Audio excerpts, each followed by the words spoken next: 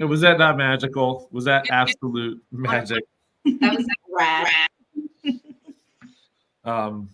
Oh, and in the middle of that, so perfect. In the middle of that, Jack is sitting in bumper jumper traffic on Route 2, listening to Charlie pant gross golden retriever breath. So he may be on, he may not. I guess we'll find out.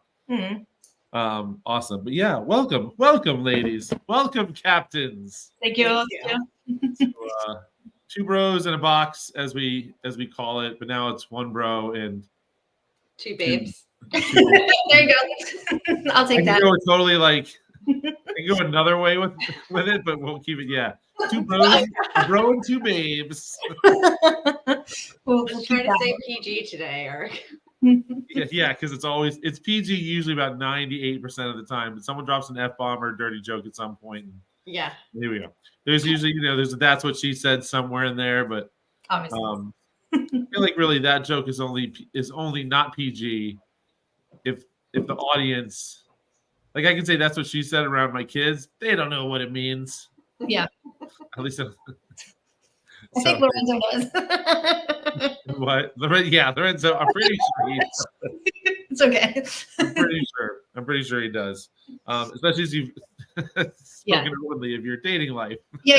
And I'm his mom, so he already knows most of the things. Yeah, he knows. Like, look, I ain't hiding you from the stupid stuff. So, good morning. Good morning. Glad you guys jumped on. Any of you do the workout today? Anyone work out this morning? Yeah, I did. How'd it go?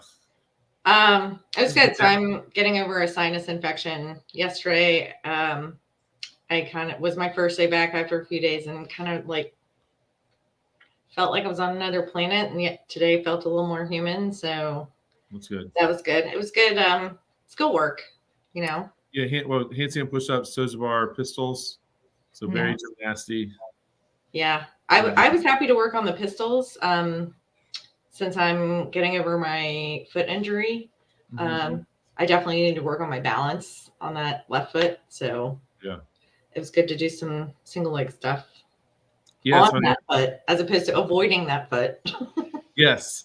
It's funny, you don't realize until you're doing stuff like pistols and stuff like that, like how imbalanced between like left foot, right foot. We squat all the time, using both legs. We do a lot of stuff with both legs. The second you go to that single leg, you're like, oh, wow. My one leg's doing like all the work. Different story. So yeah, and that's one of the things one of these days I'm going to pay attention to like pistol progressions, because I was telling Jack, I'm like, I'm strong as you know what, but like pistols, I don't have them. Yeah, it's one of those. It's kind of like a snatch where like you can only kind of like muscle your ways through so much, and eventually like skill, balance, mobility, all that stuff comes in eventually, and it gets you. That's like the line between, I think, intermediate and RX athlete as well. Is not the strength part; it's the skills that make the difference between the two. That's where that is, I think, too. Yeah, definitely. The day like today is a perfect example of that skill work. It's so much of it's neurological too, and so it's and we've only spent so much time on that neurological part, especially if you weren't like, I don't know, a gymnast growing up. Which is funny. I swear I can tell when people come in for the first time, and they move, and I'll be like, did you like do gymnastics or anything growing up? They're like, I did it for like a year. I was like, it actually shows. I can actually tell that you have spent like some time doing gymnastics, just the body awareness that comes with it. That's cool. I did not. Yeah. The second you walk in the door, I was like, yeah, she ain't a gymnast. But I love, you mentioned the neurological component. So I don't know. I was only like recently made aware of that, like, I don't know, a year or so ago. So for things like handstand push-ups, like I'm so far away from that, but to just get upside down, like that neurological challenge, it was like a light bulb went off for me, because I have family history of Parkinson's, family history of MS. So I'm like, okay, like I can work on neurological stuff. Cool. Like I don't care if I actually get a handstand push-up, but I will, do the work in that direction. Yeah. To get the benefit. Yeah, definitely. That's awesome. Not the Parkinson's and the MS. No, that part's not so well. I remember the people that do anything, right? Anything athletic at all. There's like a group of people, right? People that go to the gym at all. And then there's people that do CrossFit. And then there's people that do CrossFit like seriously or whatever.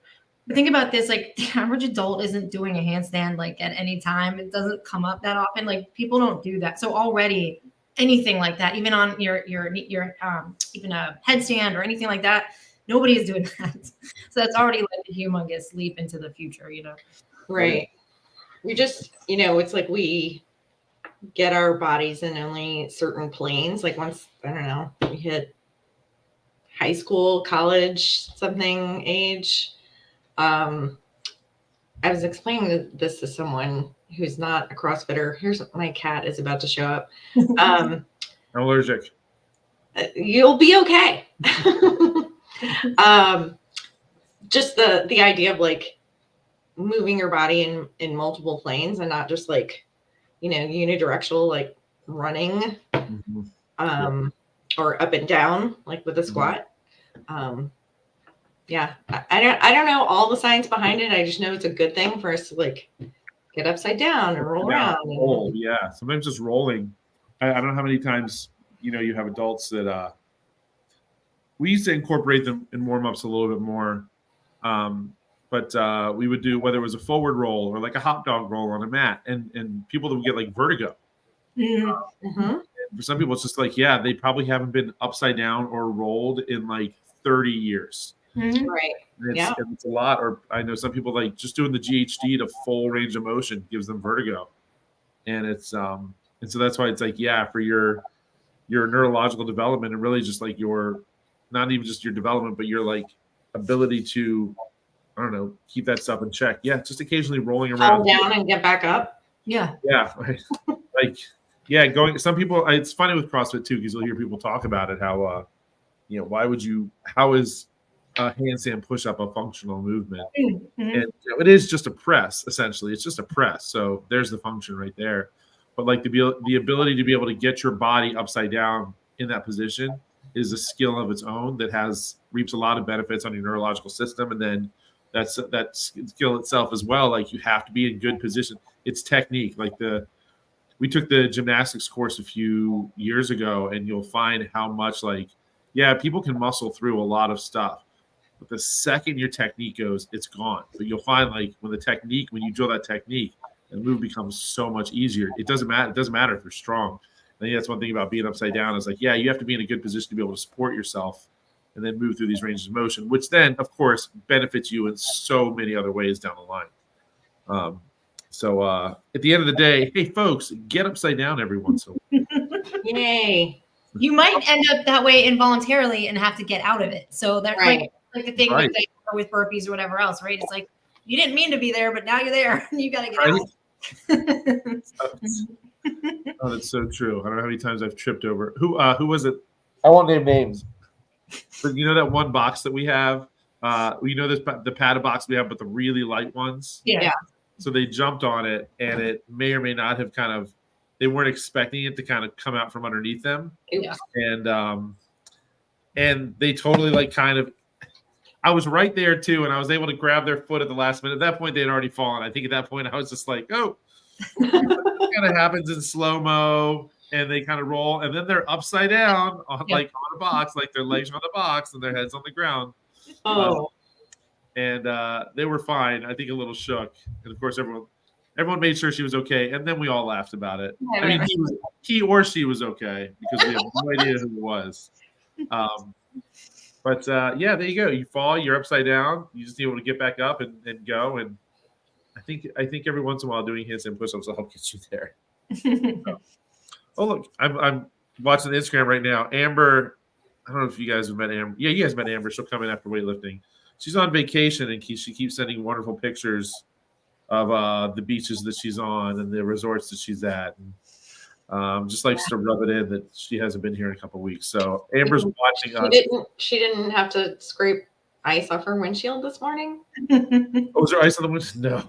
No, she didn't. I was doing that. I was like, growing up in Louisiana, I'm like, I feel like this is a sign that I should just stay home. Like, humans aren't meant for this. I'm having a moment. I still, did it and went to class, but we had this conversation with Fee the other day. We're like, she does not want to wear the appropriate clothes for winter. She wants to wear what she wants to wear.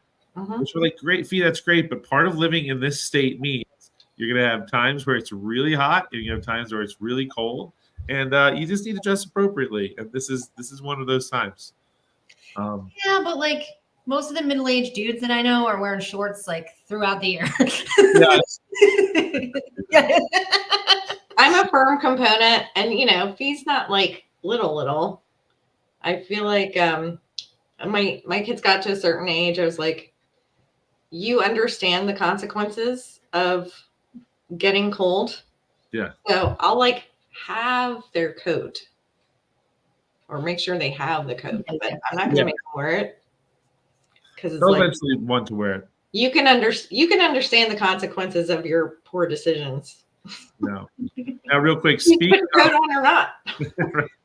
Speaking of dressing inappropriately, we're just enjoying the show. So inappropriate. I thought it was going to be Hold on, you guys hear it here? Yeah. Jack. Why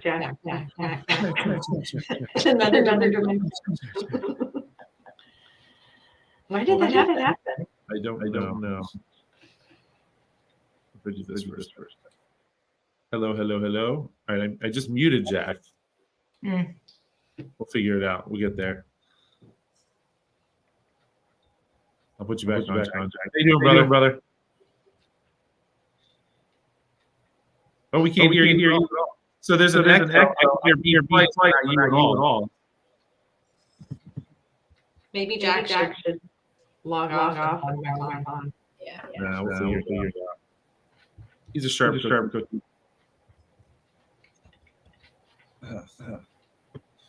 Four people on this. Oh, somebody had four. It's me. Oh, okay, he's gone. Now that he's gone, we can talk about him again. So we'll get there. Yeah, I think it's when he hooks up the Bluetooth. He's happened in the car before where he'll hook up the Bluetooth in his car for some reason. Like, yeah, I can't hear him, but he can't hear me, and I don't know. That makes sense. He'll figure it out. I think it's like he has to turn the speaker off on his phone. I don't know. Anyway, no big deal.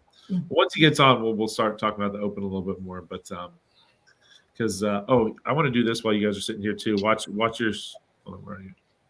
Oh, by the way, I saw your are they magnets with the Oh yeah. Burger?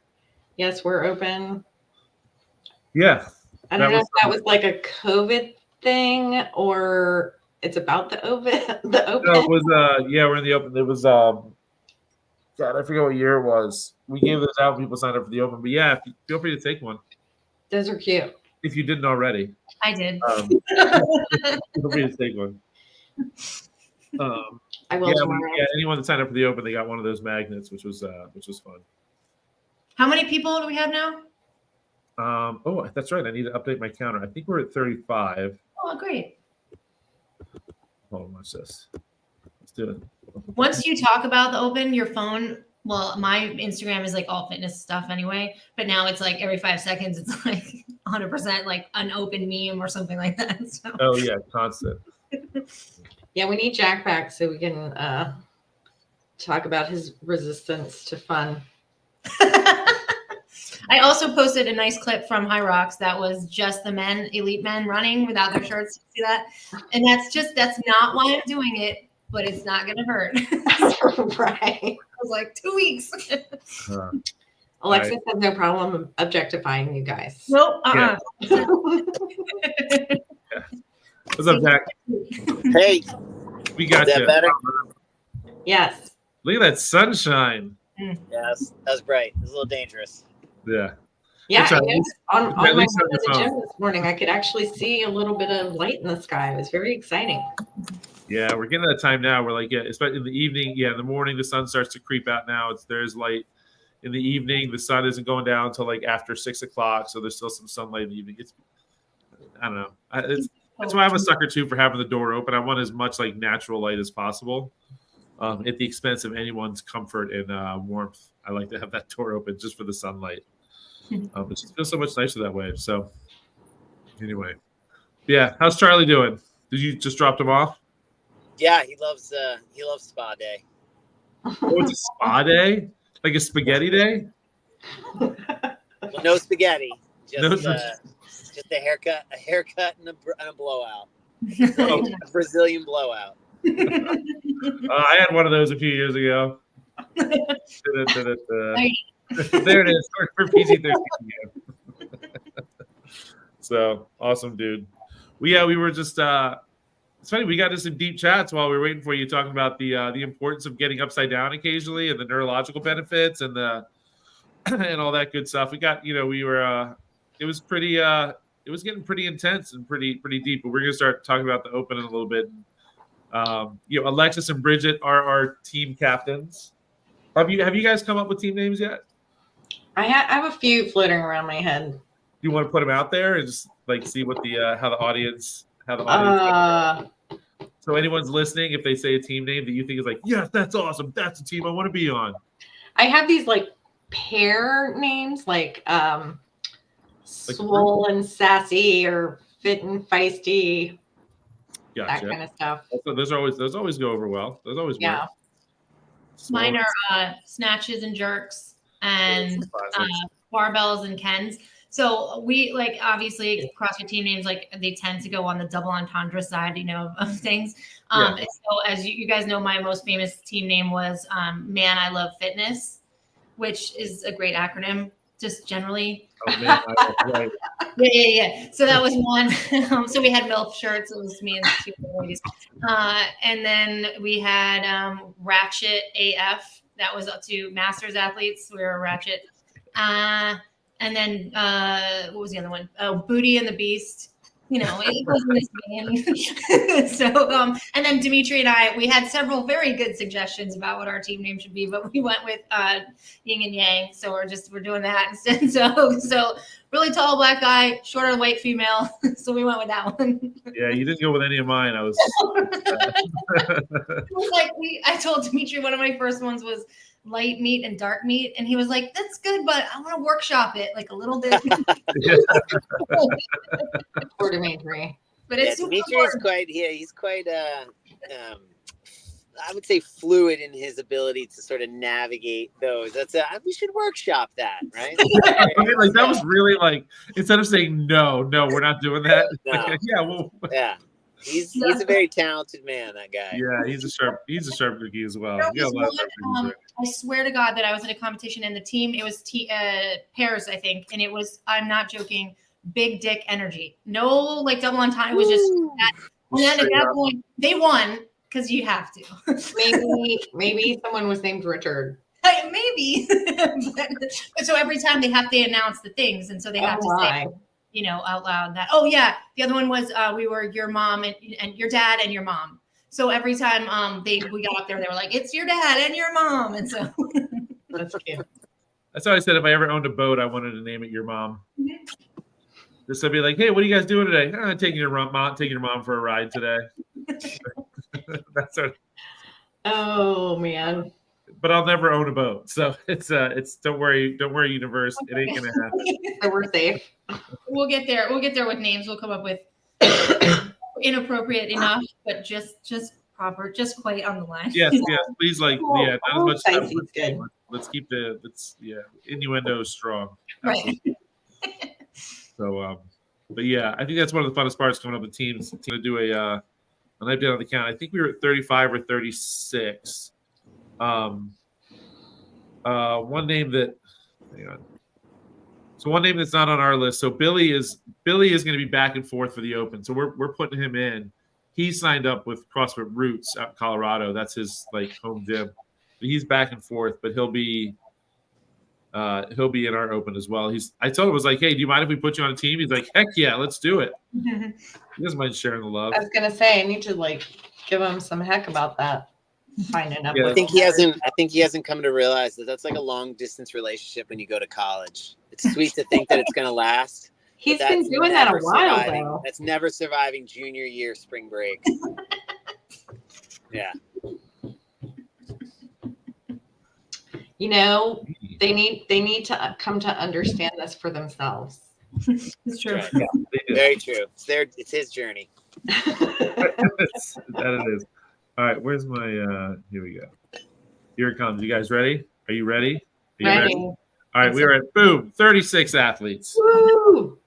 36 people open. I'm excited too because a couple of names on here, one Colin and Ariel Phillips are joining us for the open.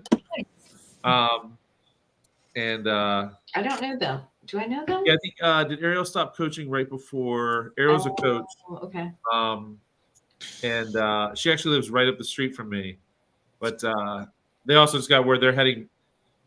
Colin, Ariel and Colin are married. Colin is in the Coast Guard, and they just moved here almost 2 years ago from California. He got his orders here at the Coast Guard station here. And they've been kind of waiting to find out where they're going to go next. They found out they're going right back to where they came from. So they moved down here, bought a house, and kind of got settled in. And then 2 years later, it's like, oh, actually, we're going to send you back to where you came from because we actually need you there. So it seems very convenient, but they'll be here till July. But anyway, so Ariel and Colin. Ariel was she helped organize and everything from the for the open and stuff last year. She was my event coordinator, to say the least, and had quite the knack for it. But she's a lot of fun. But yeah, so 36 athletes so far in the open. Nice. I'm excited. Everyone on this page is open. There's a few. Is there anyone that's not signed up for the open that you guys have talked to yet that you're like poking like they're gonna do it? I just gotta anyone that you've talked to? Like mine's Taylor. Like Taylor, I'm like, come on, buddy, let's do it. He's like, I'm doing it today, Eric. And then tomorrow I look and it's still not. He hasn't signed up yet. He's like, yep, I'm doing it today, Eric. And I can't tell him he's actually going to do it, and he's just trolling me right now, or he has no intention of doing it whatsoever. But he just doesn't want me to be sad. So I think like the objections are some people are completely freaked out by the whole concept of it. Like if you're new to CrossFit is one. And then the other one is like, you have to be there, right? Like you have to get it done in a certain amount of time. And so I think maybe that's a secondary kind of objection, you know? What do you mean? Well, you have to commit to doing those workouts, right? Like you have to commit to like being there 3 weeks in a row. Big deal, but that's like what the commitment is. On a Friday. Yeah. If you've never done it before, the first time, so this will be my fourth one. So I might be the least experienced in it of this group. But I remember when I walked in the first time that was happening, and I was like, okay. And so it seems like a lot. And then you also realize no one's looking at you. They're very busy doing whatever they're doing. So no one's looking at you. Well, and for anyone who doesn't know, there's the 4-day window. Is it Thursday to Monday? To complete the workout. Like you don't have to show up on Friday. Yeah. So your options with Fairwinds are, come do the workout on Friday. It'll be the class workout for the morning classes. And if you come to 5:15, 6:15, like expect that like there is a possibility, because we will run into heats, expect the possibility that we might run over a little bit. So come, be ready to go, be ready to move, and all that good stuff. 9:30 as well. And then Friday we'll do Friday Night Lights. We'll do heats. So first come, first serve, show up, sign up for a heat. If you can't get it in that day, you can come on Sunday between 9 and 12 a.m. You can come and do it that time. I'm going to call it an open gym, but CrossFit open gym.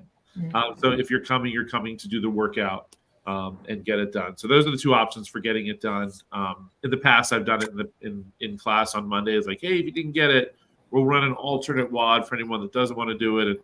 And logistically, that just gets a little tricky. So I'm like, here's your choices, and go for it. So you kind of have two options to get it done. Two options to get it done. Scores need to be submitted by 8 o'clock on Monday.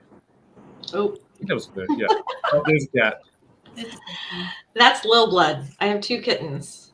I'm sorry, what? So one is named Lizzie. And one is named Lil Blood. Lil Blood. Like a gangster name. Oh, yeah. okay. Like, because yeah. Well, we thought she was a he when we first got them. And my 13-year-old was kind of joking around because Lil Blood's a little feisty. Lil Blood likes to play and, play fight. Yeah. And so he came up with that, and we tried to change it, and it just stuck. No, I think once the name was Lil Blood, there was no going back. No, and it's really funny. That's the best cat name I've vet ever. loves it. I was a little embarrassed. I was like, "Yeah, so this is Lizzie, and this is Lil Blood." And they're like, "Where's Nick, the name came from?" You definitely say it a little fast, and the volume of your voice drops by the end. Yeah, This is Lizzie, and this is Lil Blood. she's like hiding it. No, Well, and it's Lil Blood.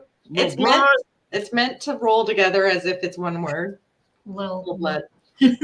We had, when I was growing up, my sister and I named the kid, we were little, and we had Liquor and Fluffer. So there I'll leave that right there for you. Yep. What's wrong with you? Oh man. I was like 5, but that's still, no excuse. So what you're saying is your tradition of coming up with slightly inappropriate, borderline names started very early in your life. That's good. Right. A lot of practice. It was consistency, Exactly. 100%. I hardly knew her. Anywho. Oh man, I'm excited to wait to see you put on your tombstone one day. Yeah, maybe a QR code. Some website, yeah. They do that now. You can have a QR code on your tombstone. Yeah. So, but I'm stoked. So, how do you guys feel? So, I picked you two as I just came out. I was like, hey, we're gonna do an intramural open. I said I'm gonna pick you two as captains. I had 2 people that like. When I look at like our social media, like Alexis and Bridget, they're always engaged. They're hitting people up. They're in class. They're in the gym all the time. To the point where I'm like, guys, take a day off. Like Bridget had a broken foot. She's like, I'm here every day. But yeah, it was just that like you guys are, super social. You're super connected. You're super engaged. You are super consistent. You guys work really hard. Like it just made sense. It's like here are 2 people that kind of have. And I can tell too, you guys have fun. Like I thought to myself, I was like, who are people that are going to have fun with this and kind of roll with it? That was you two. And so like, what are your? I think the question is like, as an open captain, like, what is your goal when you at the end of it all, from start to finish? We get people signed up, we do the workouts, we do our little, our points and stuff. And I mean, obviously, beat the other person is, I think is a good goal. But like, what do you want to get out of this as captain? Go ahead, Alexis. So I have like a social goal, and then I have an athletic goal. The one of the best parts about the open for me is you get to meet people in the classes that you don't attend, right? So I used to be an early morning bird. I'll probably flip back to that because of my training schedule with the other stuff that I'm doing like 9:30s and 5:30s, right? So I have my crew in those, but I don't get to hang with the early birds, and I'll be there on Saturdays, but not all the time. So I love seeing the other people. And then of course, like cheering those people on, judging and all that stuff. The athletic goal for me, I'm like right on the borderline of RX, but I don't have the skills. So I think in the past, my strategy was to try to do some kind of hybrid thing. I'm going to scale, but I'm going to really go for it on scaled, and try to see, how well I can do. So I do care on the athletic front too, but I do like the gym is the biggest place where I socialize with people. So I want to meet a new circle. Well, I like that. I like the open too as a chance for like, we talk about a lot in class about scaling and maintaining the intended stimulus and the, make sure you scale appropriately to get this. If the work, it says 135.95 and we want these clean and jerks to be unbroken, and you're like, well, I think I can do 5 and 5. Okay, well that's not unbroken, so we're going to scale it back. But the open is like, all right, this is how it's written. Just go for it and see what happens. And because this is the test, right? Like sometimes that's if you can move it, give it a go and see what happens. I think sometimes I find too, I prefer going RX because I get to stand around and rest more because I can't. It's like my fitness level sometimes makes RX. RX is actually going to be a little bit easier for me this year because there'll be a lot of standing around. So that's fun. What about you, Bridge? So I hadn't thought of my objectives in the framework of social and athletic, but I guess they kind of fall that way anyway. So the irony, I think, for me that you chose me as one of the captains or asked me to be one of the captains is that I was seriously considering not doing the Open because of my recent foot injury. And I was like, what the hell? Like there's, expecting and not knowing at the time that there was going to be a lot of movements that I couldn't do. And I think I talked to both Eric and Jack about that and was kind of like, I'm not going to do it. And then listening to you guys are a mess on this podcast here. But, one of the conversations, I don't even remember what exactly you guys were saying. I was like, you know what? I'm just going to do it. And, I think in terms of, listening to Jack's philosophical talking about fitness, is it a, moral philosophy, or I'm not getting it right. Thinking of that, like that's the overarching goal. And to me, any goal we have, we're going to most likely achieve it with both coaching and community. And I think the Open kind of brings that together. So like what Alexis said about, there are people, I'm pretty much never going to go to the 5:30 p.m. class except for Friday Night Lights. Because I live actually, me too. Yeah, me too. I live on the other side of town. I'm like, I'm not dealing with that traffic. But, so getting to know more of the gym. But to me, and, talking about giving people fist bumps on sugar watt and whatnot, something that's important to me is to just show support to everyone, because you never really know like how important that is to somebody, and just say, hey, like, man, I see you, like I see you working hard, and not so much of the like, oh, people are watching me, but like I want to be encouraging of everybody else, because I know that's important to me. Even though, Alexis, I'm sorry, your team's going down, but we'll take over. Here we go. There's also that fun competitiveness, because I like to say I'm not competitive, but I totally am. Well, that's the point of this too, right? It's like, so I'm like insane competitive, as you guys know already. But and doing all this the competitions and stuff, and then I take it really seriously. But you see people step it up. If you're just in class, you can kind of just do your thing if you want, right? You don't have to push yourself. You don't want to. But for this, when someone's like screaming in your face, you can do it. You're like, okay, I better do it now. So yeah, love that. Right. I also like the idea of us having to judge one another, because I think that breeds a certain connection. Connection and community is super important to me. So, I may be paired with somebody who comes to the 5:30 p.m. class. Yeah. Or even people in the class that I normally attend. Just deepening that connection, I think, is super cool. How do you guys feel about having to establish like a rule of that you have to judge somebody on the other team, or is it you only judge people on your own team, right? Like, kind of, is that too much? Is that too much in the weeds, or does it start to open the door of like, oh, it was a bunch of bro reps? So I feel like in general, people are going to be easy on each other, like too easy. We're going to err on the side of being too easy. Like, I feel like if you haven't judged someone before in any way, you're going to be very uncomfortable with giving them a no rep, like, which you shouldn't. It's tricky, right? Yeah, it's you definitely, they'll definitely count their reps for them. Like, they'll do that for them, and I think it's. I like the way you say that. Yeah, it's more of a counting reps rather than judging type of thing. Yeah. If you don't break parallel, I'm no repping you. Yeah, I know that. So the biggest thing, like, when you talk about competitions and stuff, is that what you hear, and when you're getting a briefing as a judge, is if you don't call it and they are, then it's not fair. So you want to have it to be like fair. But in this case, like most people, like you said, we're trying to get the workout done and have somebody do it to the best of their ability. So it's like in the spirit of the Open, use your best judgment, Yeah. I think it's, not so much from a no repping, but I think it's good to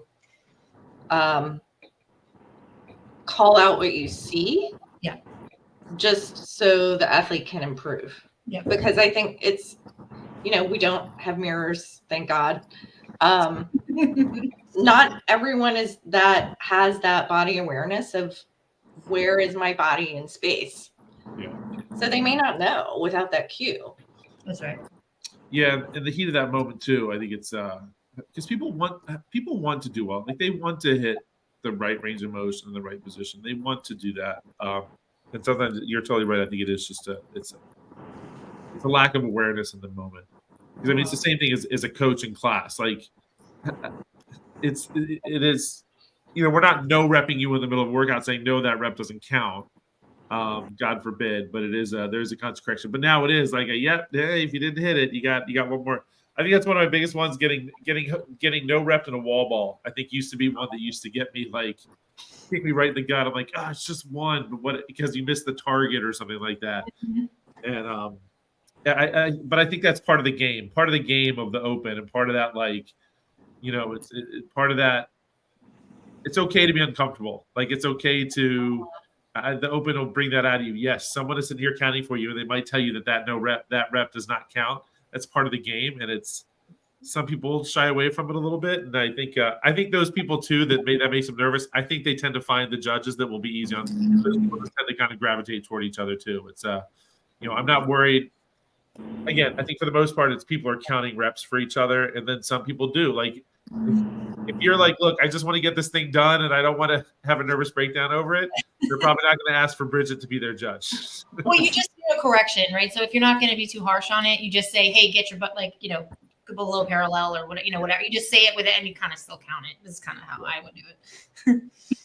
And really, the judge's job at the end of the day is not to fix anybody's movement, just make sure that they get there, right? Yeah. It even says that you're not a cheerleader, you're not a coach, but you can be that a little bit during the Open. So a rep counter is important because I cannot count beyond 3 in a workout. We've noticed, Bridget. We've noticed. Fair. So. Try counting double unders. If you're a judge at counting double unders, it's extremely nerve-wracking because that person's serious, and you're like, oh, I don't know what number you're on. I really don't know. How do you count double unders, Jack? Every time their feet leave the deck. There you go. So don't try to count that rope. You'll get lost. Nah. Yeah, you just count the jumps. And you can listen. You can hear it. You can hear it go click, click, or whoosh, whoosh, or whatever. But, yeah, visually count the jump and then just listen for the double. But, I mean, somebody's either got them or not. That's an easy one. That's like pregnant or not. There's kind of no in between. There's no sorta. I sorta got a double under. Nope, you did or you didn't. No, see, you guys would be surprised. I have a friend right now, someone who their straight up answer was like, she might be pregnant, she might not be. We're not sure. She took 2 tests that said negative, but she also took one that said positive. So I think they're the in between. I think they're the exception. Yeah. So you average out on the positive. It's the positive side. Pregnant. Can't be a little bit pregnant. Yeah. It's a good way of putting it though. So what are you so the past and the Open, like what have you guys done intramural? Because you both did Open at one of those other gyms up the street, right? Mm-hmm. Yes. Were they doing intramural then, or was it like show for heats? How'd you guys do like that? What did you? Yeah, there was intramural. There were teams, and we did heats. I feel like I can't remember a lot, honestly. It's kind of a blur. Yeah, I was in there as well one of the times, and the standard. It's a very similar format, except we did it Saturday mornings and heats instead, which just gave more time. Like there was just like a between 9 and 11 or whatever, and it was like heats like that. But that was the only difference, really. Mm-hmm. Yes, I saw this one gym. They're doing heats on a Friday night, week 1, heats on Saturday morning for week 2, and then back to heats for the last Friday night. I was like, oh, mixing up a little bit. I could see that. Mm-hmm. Which at the end of the day, I don't know if it really matters. It's when it is. But I'm with you guys. I like the idea. Even if there's people too, like there's plenty of people 5:15 a.m. Like their routine is work out at 5:15 a.m. So even when the Open rolls around, like that's my routine. That's when I'm going to do it. But they still come they will still come on Friday night to like hang out, and they're like, hey, I'd love to judge and help out and cheer people on. And I'm with you. I think that's one of my favorite things with the Open is that people that have probably never met, because I'm a 5'15" person and I'm a 5'30" person, and their paths never cross. I love that. Like, oh, here's these people in the gym that you didn't even know were here, and they start to, they get to know each other a little bit more. And I feel like it helps kind of strengthen the community and bring that together. I think that's one thing that at the end of the day with the Open, whether we do it as an intramural or we just do I think Friday Night Lights is the thing that I will always like hang on to, because it's people will come to the gym at a time that maybe they don't normally, and they will get to know athletes that they don't normally get to see, and it builds and strengthens that community, which is always, I think, one of my favorite things about the Open.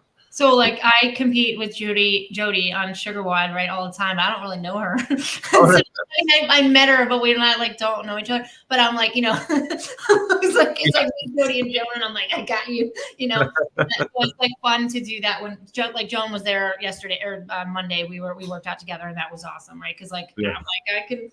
All right, here we go. So it's like that's the fun part, and then the other fun part is like, again, like the competition part of it. Just even, I know you're competing against yourself, whatever, but like, pushing a little bit more, or like trying a little bit harder. I remember specifically the moment, my first Open, when it was burpees as part of it. I think it was box jumps and burpees.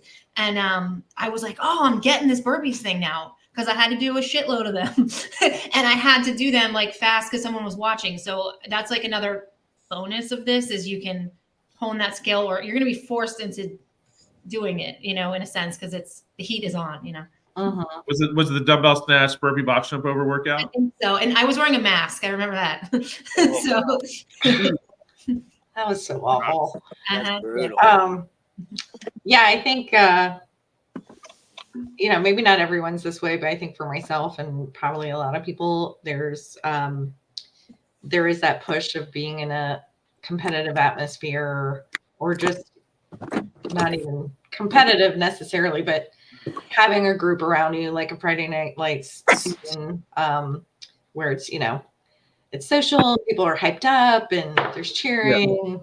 I think people just work harder. Like I don't know if it's an innate thing, but I think that's really cool. And especially, maybe especially because I have been injured, I'm going to be careful to not re-injure myself.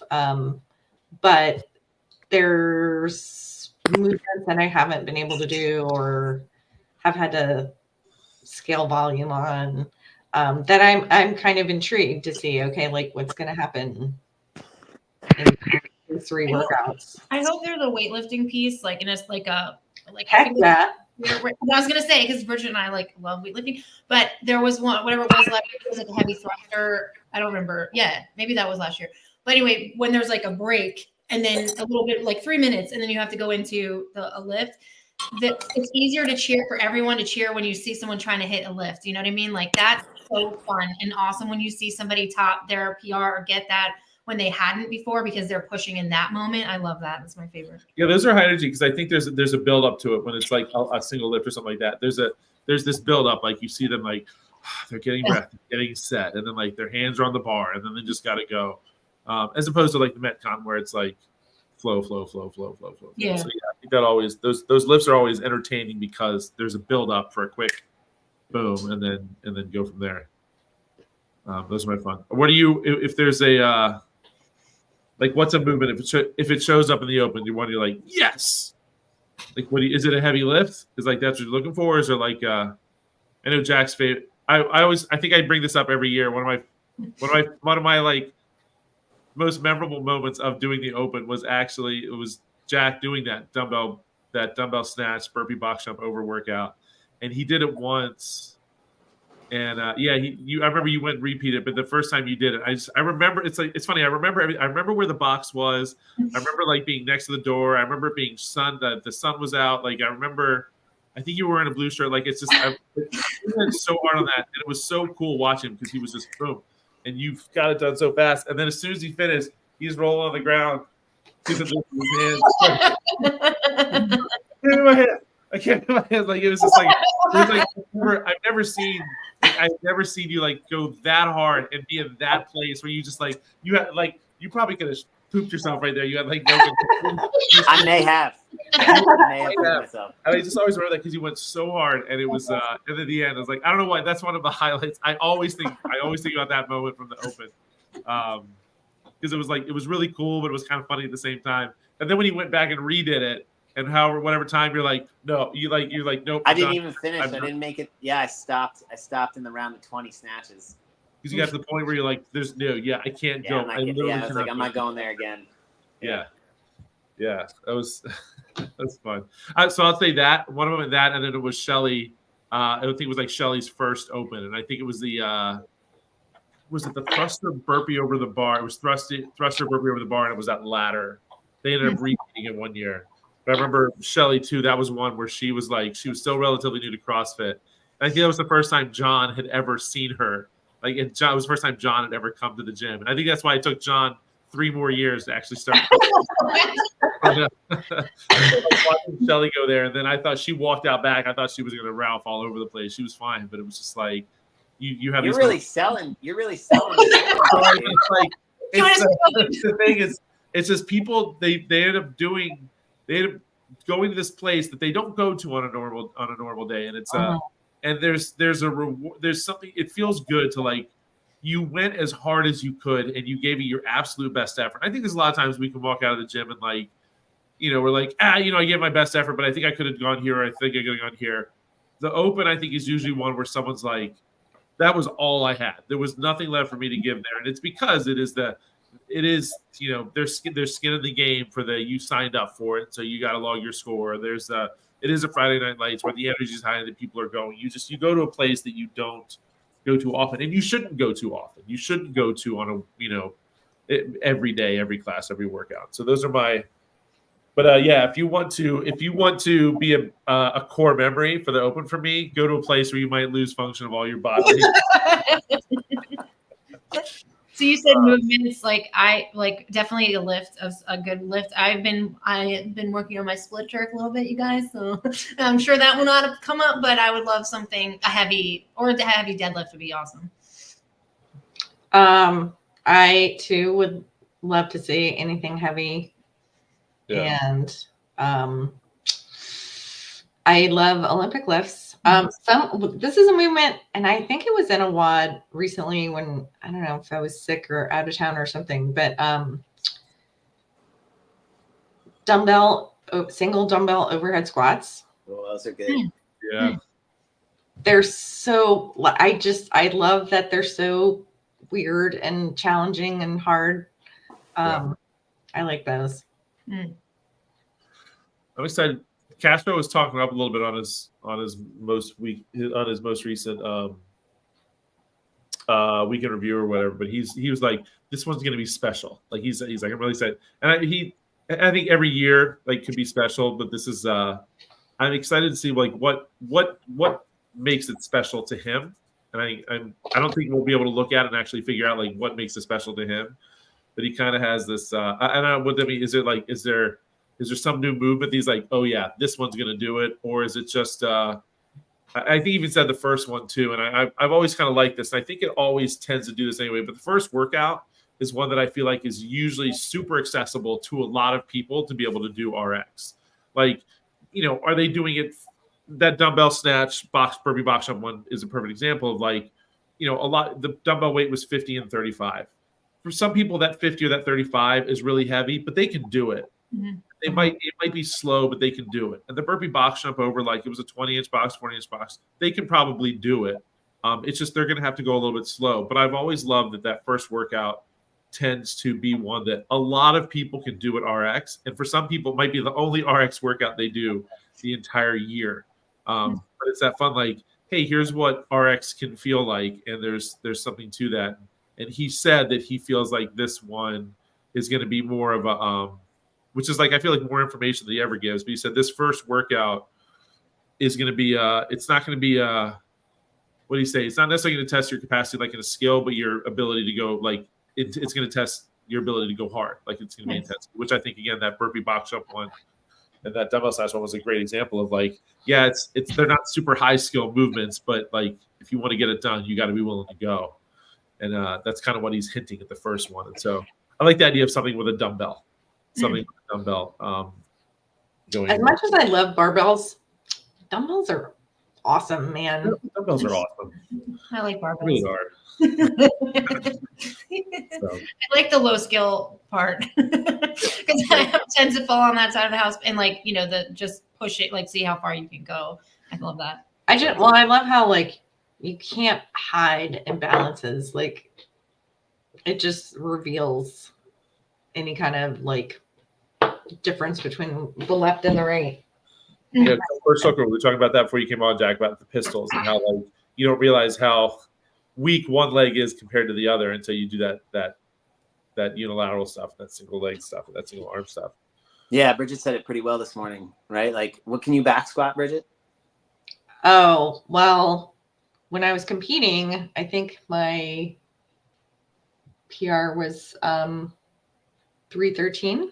Right. So if we just split that in half, let's round down. Let's say maybe, right? So 145. So if we put a 145-pound bar on your back, you should be able to do a pistol.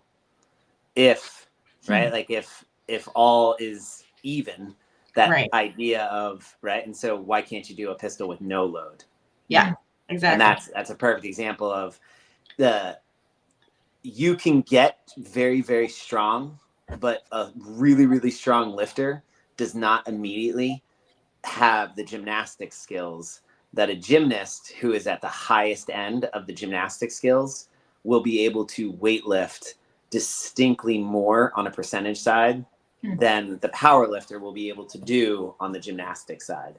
Yeah. I always think that's a fascinating, if I have 100 units of effort, notionally like 100 units of effort available to me, you should be spending 70 to 80% of those efforts developing your gymnastic skill, 10 to 15% developing your mobility, balance, agility, coordination, precision, all that stuff, and maybe the remaining 5% on strength, power, cardiovascular, respiratory endurance, like that. But we completely switch that and change it, because what makes gymnastics so frustrating and hard is it's so frustrating and hard, and you're like, and it's slow and it's methodical, and you only see improvement in like, there's no home runs, right? There's no home runs until, and that's actually what makes, I think, the Open so great, is you set the stage and like kind of create the perfect soup for the possibility of those home runs that then motivate somebody for the next 365 days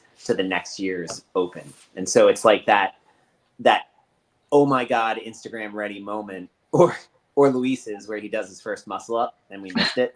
And I said to him, I was like, you need to do that again. And he did. He delivered on it, which was awesome. The Open is when I got the bug to compete and started competing with that. So that's like that feeling of, I liked that feeling of everybody yelling and you're yelling for everybody else. And you did, oh my God, I just pulled that out. And then, you know, in another competition, I was like, I don't have pull-ups. Like, to my partner, I was like, I kind of do. And he was like, well, we're going to have to figure it out. And then you do. So I definitely agree with that. Like, that Open can open you up to, even if it's not actual competitions, pushing, you know, to get the skills. Yeah. It makes the grind of a day like today's 12-minute AMRAP. It quickly gives it the clarity of purpose that would otherwise be like, ugh, again with this silly warm up, again with these like deliberately impossible push-ups. Like, why are you being such a pain in the ass of, I mean, it's good enough. My push-up's good enough. Like, I don't understand why. And it's like, nope, it's not good enough. Like, that's that virtuosity, I think, manifested in a real world situation, that you don't see the payout until you see the payout. And if you chase the payout, you don't get there. But if the payout is the byproduct, the sort of inadvertent, unexpected, sort of unintended result, then it's like, it has that feeling of like, oh, okay, I get it. I see why this happens. Yeah. Yeah. See, I also think the payout is the journey.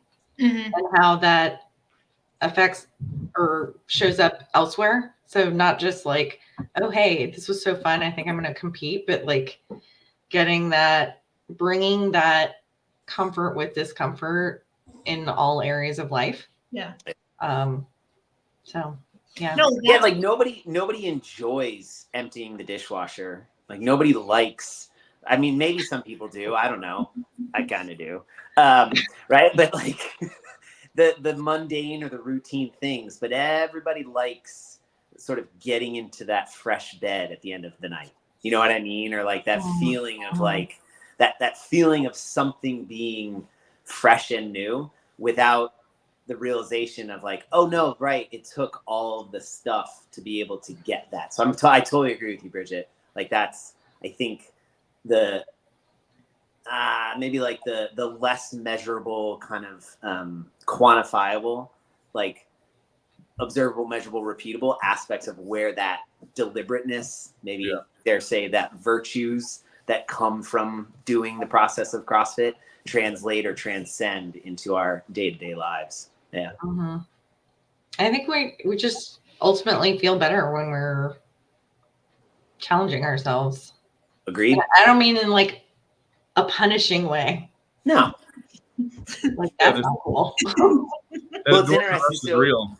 I but have in an honest way. Right. I have zero scientific evidence, despite like listening to Andrew Huberman's podcast or Peter Attia's podcast or stuff like, and I'm not even sure like the scientific evidence that they quote around cold plunging is like a thing. I don't know. Right. Like I'm sure the Scandinavians will tell you it is, but I do know I absolutely hate it. And it like drives me into an immediate emotional crisis of thinking of cold water from years of doing cold water things professionally, and I just didn't like it. We get a cold plunge, the kids want to do it, they actually like Matt, my one son and wife started doing it, and Matt kind of bullied me into it of like, hey, you should try it, whatever, and I'm like, dude, I hate it, I don't want to do it. So I finally agreed, and I'm like, all right, I'll start doing it with you. So I do it with them on Mondays and Fridays, and it doesn't matter if it's like I start thinking about it Sunday night or Thursday night, and I start to get that like feeling, and then like I wake up, and I'll wake up like an hour and a half early, and I'm sitting here at the kitchen counter, and I'm just thinking to myself, I really hope Matt oversleeps. If Matt oversleeps, and then he can't fit it in before we go to school, then I don't have to do it today. And then I'm like, and I go upstairs. I'm like, hey man, you up? Are you gonna do this? So he comes down, and I always go first, and we get there. And by the time I like take my clothes off, get my towel, and I do it. There's like this 3 minutes of like catastrophe, meditative bliss, freezing, controlling my breath, whatever. And then I hear him say, you're done, that's it. Because he times it for me. And I get out, and the euphoria is legit. Like it truly is. It's anecdotal, and it's just my own experience, but like it lasts for hours.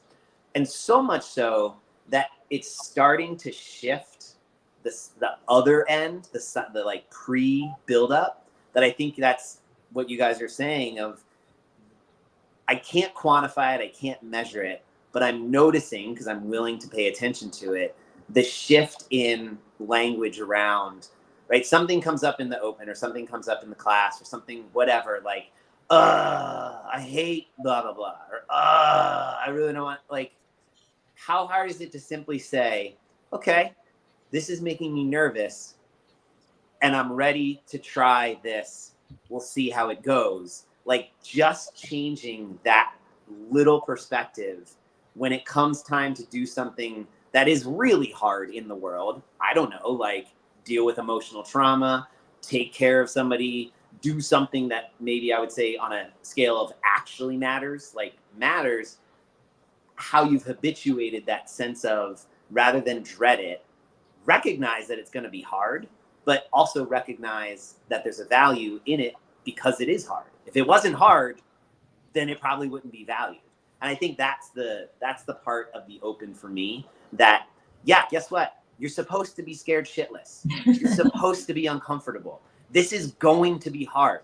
There's going to be a movement that's programmed that you can't do. Yep. Guess what? You're injured. And that's not to you, but like, guess what? You have to figure out all right, I got to swallow my fucking pride and do something scaled this year and see how that goes. Like those sorts of things, like if it wasn't hard, then why bother doing it? Like easy stuff we don't remember. We remember the hard stuff and we remember the challenge to get through it. That to me, I don't think there's any other reason to do the Open than that. Like, because it's flipping hard. Yeah. It's, they said it's nothing, it's that being uncomfortable. Like it's being this situation that you're never really in. But so this is making me think of a different sport, but so all of my kids have trained in jiu-jitsu, and you know that all my kids do these freaking scary sports like rugby and football and wrestling and jiu-jitsu, but they've done it since they were little. And so my daughter's 21 and competing more sort of on the like national stage, and it's so cool to watch her because she is so calm. And if you've never been to one of these competitions, it's a pressure cooker. I mean, like we talk about like the Open, you've got the, you know, the crowd, like it's so loud. And especially when they're young, like to have these two little kids go one-on-one and you're literally on top of each other rolling around. It's so intense. And I think I love that my kids have learned this, being in that moment of pressure and possibly pain. You know, you're uncomfortable in these, you know, weird positions, to breathe through that, to get through that, and be calm themselves, regulate themselves to move through it. And, you know, in a certain way, like everything we're talking about with the pressure and competition and the Open brings that. And it's just, I mean, to be able to apply that elsewhere is huge. Agreed. Boom.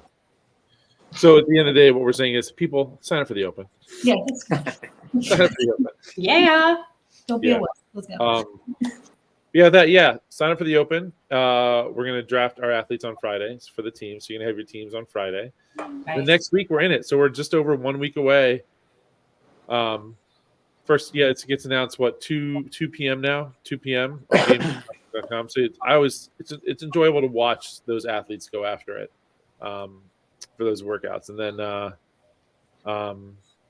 we'll have the gym set up and get after it on Friday. Yeah. Nice. So, and then I think we decided week 1 for the intramural Open to get your team. So, you know, show up, do the workout, get your team points, and then we're going to be doing a trivia contest for bonus points. So bonus points for your team. So working that out, but trivia. I'm all about the chili cook-off in week 3. Yeah, week 3, and I've it's my jam. The karaoke challenge for week 2. I found out Bob and Monique do have a karaoke machine. So that's what we're doing. So anyway, but that's all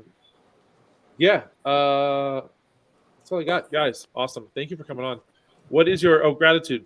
We do so. If you've never made it to the end of the podcast, it's at the end of the show. So it's just something, whether it's this week or today or in life, that you are grateful for. That's how we close it out.